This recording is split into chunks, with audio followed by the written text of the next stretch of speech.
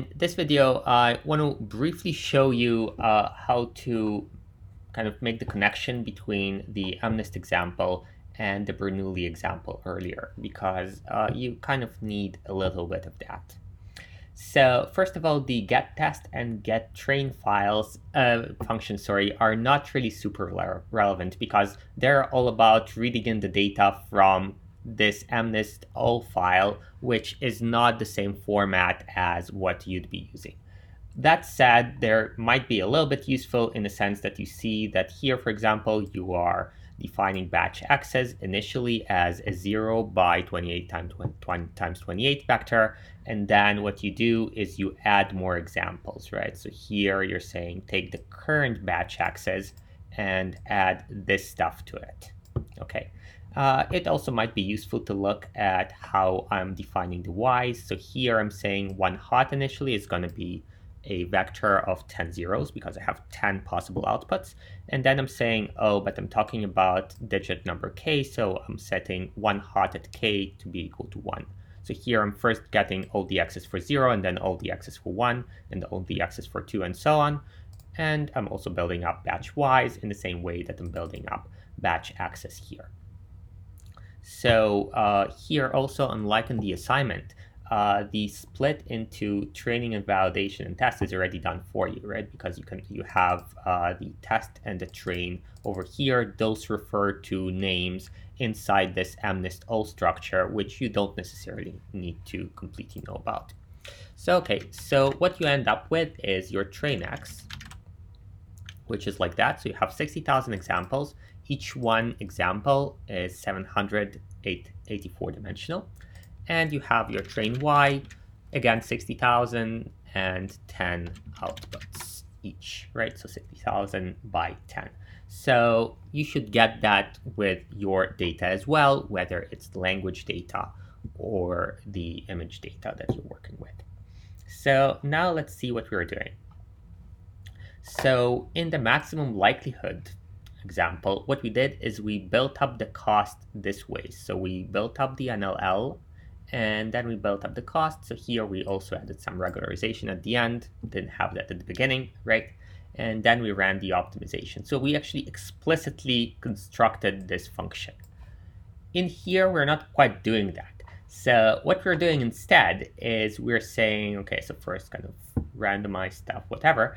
And now here what you're doing is you're saying, I'll define this model, and this model already contains both the parameters. So inside here are the analogs for P, and it contains the functions. So this entire thing is going to be used as the function, so as the prediction function. So here we don't have a prediction function yet. In here, what you need a prediction function. You also have the correct outputs, and then you'll do the prediction. You have the correct outputs, and the cost is going to be basically the discrepancy between the two. Okay, so here you're defining the loss function. The loss function will take the output of the model and the correct outputs. And here you're defining the optimizer. So instead of doing something like this here, where you actually said, okay, so I'm defining the NLL and now I'm doing the gradient descent step manually, here what you're saying is I'll define the optimizer, and instead of doing gradient descent manually, I'll say optimizer.step, and that'll perform the step. Okay, so what does this part do? So here you're computing the prediction, so the outputs of the model, by saying model of X. So you're taking X, which you've defined previously as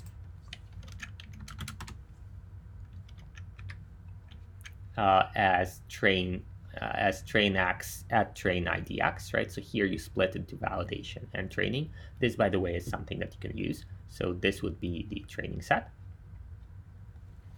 And now what you're doing is you're saying, okay, so compute the predictions for my training set, and now compute the difference between Y classes and Y predictions. So essentially compute this thing, so the cross entropy function loss, which we haven't actually defined in this code. It's just defined for you by saying this, and then you can call loss function on Y pred, which is model of X, and Y classes. So you should keep track of, if you're using this loss function, of how to encode both Y classes and how YPred is organized, right? So YPred, we can look at what it is. It's going to have a shape of 10,000 by 10. So the size of the training set times how many predictions there are per case. There are 10 predictions, 10 probabilities, right? So the softmax outputs as many outputs as you have possible classes. And here you have a softmax output, which is implicitly defined. So you don't even say softmax because you're saying cross entropy loss, and that takes care of computing the softmax. Okay, so now let's look more carefully at what the optimizer does. So what the optimizer does is it says, well, I want to optimize whatever function you want, right? So the loss, for example, with respect to model.parameters. So model.parameters is all the weights that are implicitly defined here. So unlike here where we said kind of p is equal to this, here the model defines both the function that computes the model, and it also initializes all the parameters here, so all the weights and the biases that are built in here. Okay. So now you still need to say model.zeroGrad, so that's analogous to what we did over here. And you do optimize a step, and you do it lots of times. So here again, I did it for just 10,000 iterations, kind of blindly. You could do something smarter, and certainly you can and should plot the training curves, right? So okay, once I'm done with that, so each time I do optimizer.step, the weights inside this model are changing. Once we've converged, so our loss became small, right? We can say, okay, I want to compute the predictions. So here's how I can do it. I can say, okay, so I'll put test x. So test x looks like this. So 10,000 by 784. So 10,000 examples in the test set. I'll put it into a variable. Once it's in a variable, I can say model of x. Then I go back to a tensor and go to NumPy. So Y prediction is going to look like this. So the shape is going to be 10,000 by 10 because 10,000 cases, 10 outputs each. So I can look at the first case, for example, 0 everything. That's going to be like this. So the largest number here is this. The largest number corresponds to the output that the model predicts, right? If you want to just get the output. So how do I get that? So I can say np.argmax of this, and I'll get 0 because the 0th number is the largest. That's what argmax does. I can also do np argmax of test y0.